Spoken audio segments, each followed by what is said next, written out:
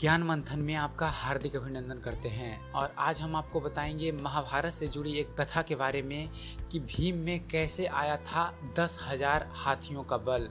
दोस्तों, पांडु पुत्र भीम के बारे में माना जाता है कि उनमें 10,000 हाथियों का बल था, जिसके चलते एक बार तो उन्होंने अकेले ही नर्मदा नदी का प्रवाह रोक दिया था। लेकिन भीम में यह 10,000 हाथियों का बल आया कैसे, इसकी कहानी बड़ी ही रोचक है। कौरवों का जन्म हस्तिनापुर में हुआ था, जबकि पांचों पांडवों का जन्म वन में हुआ था। पांडवों के जन्म के कुछ वर्ष पश्चात पांडु का निधन हो गया था।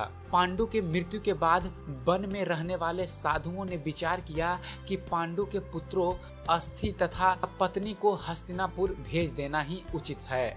इस प्रकार समस्त ऋषिगण हस्तिनापुर आए और उन्होंने पांडु पुत्रों के जन्म और पांडु की मृत्यु के संबंध में पूरी बात भीष्म धृतराष्ट्र को बताई।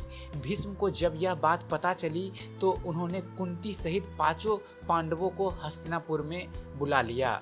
हस्तिनापुर में आने के बाद पांडवों के वैदिक संस्कार संपन्न हुए। पांडव तथा कौरव साथ ही खेलने लगे। दौड़ने में, निशाना लगाने में तथा कुश्ती तथा सभी खेलों में भीम सभी धृतराष्ट्र पुत्रों को हरा देते थे। भीमसेन कौरवों से होड़ के कारण ही ऐसा करते थे, लेकिन उनके मन में कोई बैर भाव नहीं था। परंतु दुर्योधन के मन में भीमसेन के प्रति दुर्भावना पैदा हो गई। तब उसने उचित अवसर मिलते ही भीम को मारने का विचार किया। दुर्योधन ने एक बार खेलने के लिए गंगा तट पर शिविर लगवाया। उस स्थान का नाम रखा उदक क्रीडन। वहाँ खाने पीने इत्यादि सभी सुविधाएं भी थी। दुर्योधन ने पांडवों को भी वहां बुलाया। एक दिन मौका पाकर दुर्योधन ने भीम के भोजन में विष मिला दिया। विष के असर से जब भीम अचेत हो गए तो दुर्योधन ने दुशासन के साथ मिलकर उन्हें गंगा में डाल दिया। भीम इसी अवस्था में नागलोक पहुंच गए। वहां सांपों ने भीम को खूब डसा, जिसके प्रभाव से विष का असर कम हो गया। जब भीम को होश आया तो वे सर्पों को मारने लगे। सभी सर्प डरकर नागराज वासुकी के पास गए और पूरी बात बताई। तब वासुकी स्वयं भीमसेन के पास आए। उनके साथ आए आर्यक नाग भीम को पहचान लिया। आर्यक नाग भीम के नाना थे।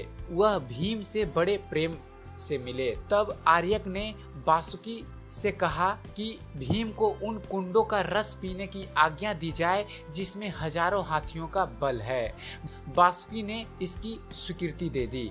तब भीम 8 कुंड का जल पीकर एक दिव्य सैया पर सो गए। जब दुर्योधन ने भीम को विष देकर गंगा में फेंक दिया तो उसे बड़ा हर्ष हुआ। शिविर के समाप्त होने पर सभी कौरव व पांडव भीम के बिना हस्तिनापुर के लिए रवाना हो गए। पांडवों ने सोचा कि भीम आगे चले गए होंगे।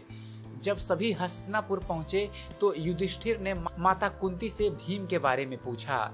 तब कुंती ने भीम के ना लौटने की बात कही। सारी बात जानकर कुंती व्याकुल हो गई। तब उन्होंने विदुर को बुलवाया और भीम को ढूंढने के लिए कहा।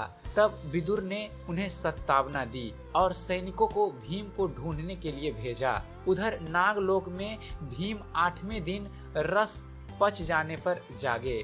तब नागों ने भीम को गंगा के बाहर छोड़ दिया। जब भीम सही सलामत हस्तिनापुर पहुंचे, सभी को बड़ा ही संतोष हुआ। तब भीम ने माता कुंती व अपने भाइयों के सामने दुर्योधन द्वारा विष देकर गंगा में फेंकने तथा नागलोक में क्या क्या हुआ यह सब बताया। युधिष्ठिर ने भीम से यह बात किसी और को नहीं बताने के लिए कहा। तो आशा करता हूँ महाभारत से जुड़ी ये कथा आपको पसंद आई होगी।